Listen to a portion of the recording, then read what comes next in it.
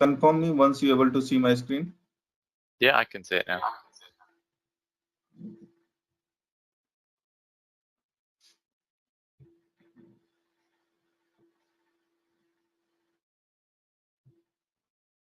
So we were talking about the private cloud. So if there is any critical application that need to be very secure, their data protection is very concerning for any organization, then at that point of time, that those organization can go over the private cloud.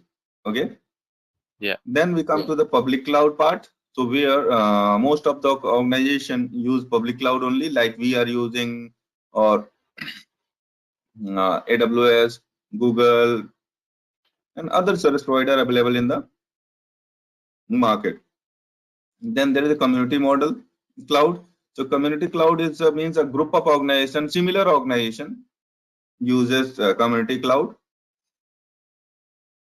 If they have a similar services, that's on the basis of that they need use the community model. And there is a hybrid cloud. So any corporate basically nowadays believe for the higher availability. So they don't want to rely on any one service provider.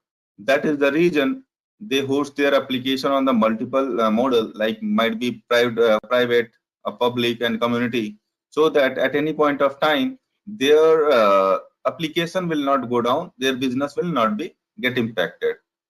Clear? Yeah. So let's see what in this in detail. So private cloud services are only available to the enterprise that own that private cloud. Absolutely. Means this is totally for me. It's my private, so I can access this application used from my organization only. Then public means services are shared among many unrelated organizations. Means this is a public cloud, and these services are used by multiple organizations as per their requirement. Like we are using, there are n number of customers who are using AWS services, and we are also using it, one of them. Yep. Then community, as we discussed just prior to this, right? It's a community of people, a specific group with the related organization, the similar services. Like we are into, if the organization, those organizations who are in the health sector, especially in the health sector, they are dealing with the public, means these kind of health related data, so they can go with the community cloud and use with relevant to those services, community cloud. Yeah. Then hybrid, any combination of their 3 cloud models, whatsoever you want to use, you can use it for the higher availability, and multiple organizations do follow these practices. Yeah. Clear? Yeah. Because it might happen. Quick question. Oh, sorry, Yeah. I'm writing the question down. Don't worry. You can go through the questions. Listen. Yeah. I was just wondering, as far as public cloud, I mean private cloud, sorry, is it locked down at a network level, or you'd say at an access level? So it will be there with the network level, because the policy that you create, okay, so it depends upon that. It totally with the network level, and once you configure to the network level, then automatically it will go with the access next level of means layer security is also come to the picture on that also. Then go with the access part. So basically what happens, like you have how many offices you have? 2. Your company have? Just 2. 2 offices. It's two different location. Yeah. So you have a MPLS connection between them? Yes. Yeah. So what happens between 2 offices, you have your own MPLS connections. So whatever office A have, that can be accessed from office B only. Clear? Yeah. So you can treat like this, that A is your private cloud and B as your organization. So whatever the MPLS connection, the connectivity you have between A and B, that is accessible to that only. It depends upon your service now. Yeah. Again, there also it depends upon your business requirement, that in case any particular website, any particular application, you want to allow it for certain your client as well, okay, to host data you are keeping there, to host them for their self as well. For example, assume this is your organization, okay, basically, and this is the private cloud. You have your own connectivity with the private cloud, okay. In the cloud, you have certain business, like just consider you are having your business personal credit card related data. You have hosted this in the private cloud, but your C is your client, okay. You want to have that this particular sites, especially this particular section, need to be accessed by my client as well. Then you can create a policy and you can customize it with the requirement up to which level you want to grant access to your client as well, okay. Okay. So if you're also giving access to your client, does it then become a public cloud? Or No, still it will not. It will not. It will be still private. So my question then, so private, you can still host private clouds from Azure, things like that, as long as you're the only one with access and your client has access? So basically, in the private cloud, what happens, the dedicated server with respect to the every infra is designed for you only. Yeah, okay. Yep. Okay, like we have in our in-house data center. Okay, yeah. That's come to the picture. Means you have configured your own in-house environment for that particular part. Isn't that on-premise then, not cloud? No, it will be on the cloud only, but it is dedicated for a dedicated organization, not for anyone else. Yeah. Okay. Yeah. Any questions? That's all good. Sorry, someone's just drilling right next to me. It should be done in a second. Yeah. I'll just mute myself. Okay.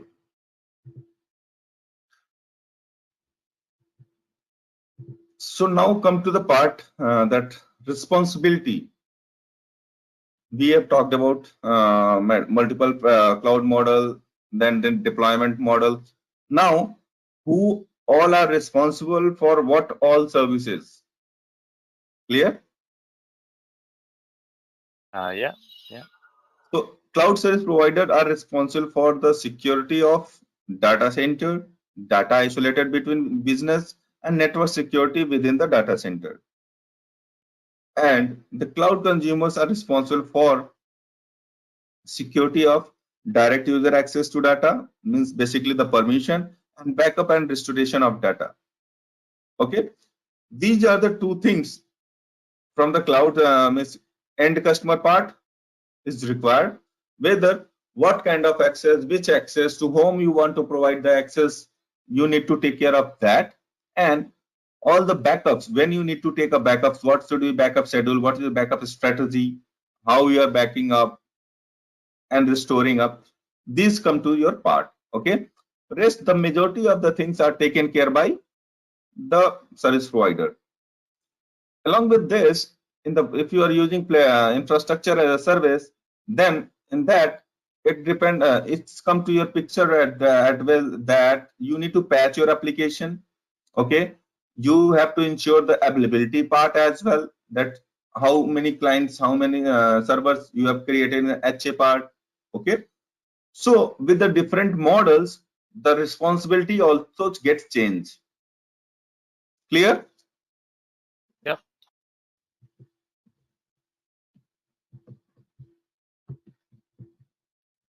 So now let's see the guidelines for this. There are 5 cloud characteristics. Basically, on-demand self-service, broad network, we have already gone through, resource pooling, rapid elasticity, major services. Then 4 services model we have gone through, software as a service, platform as a service, infrastructure as a service, and the 4th one is anything as a service, as per our requirement or as per a business requirement. So In the 4 cloud deployment model, we have gone through with the private cloud, public cloud, community clouds, okay, hybrid cloud.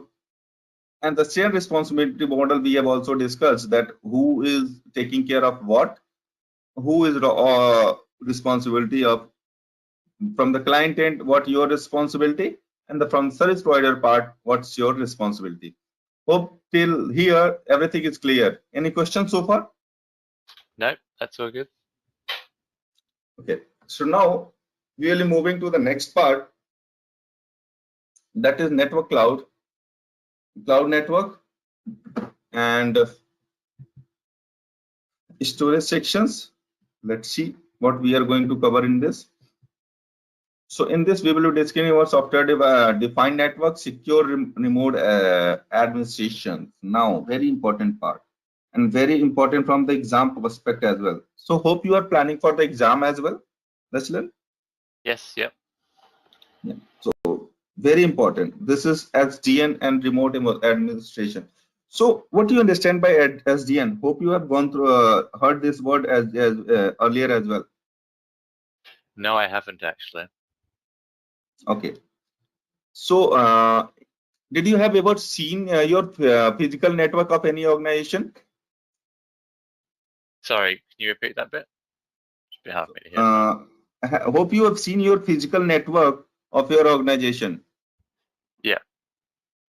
So you have your system, multiple system, they are connected to a switch, and after the switch is going to connect it to the core switch, and core switches have after that we are having a firewall, and after firewall we are having a router, and then router is going to connect it with the ISP to the internet service provider, like this. Yeah, that's pretty much it. Yeah, what we have. Okay, so in the physical, in the corporate level, we are using this solution. Okay, but if you come to the cloud, then SDN come to the picture.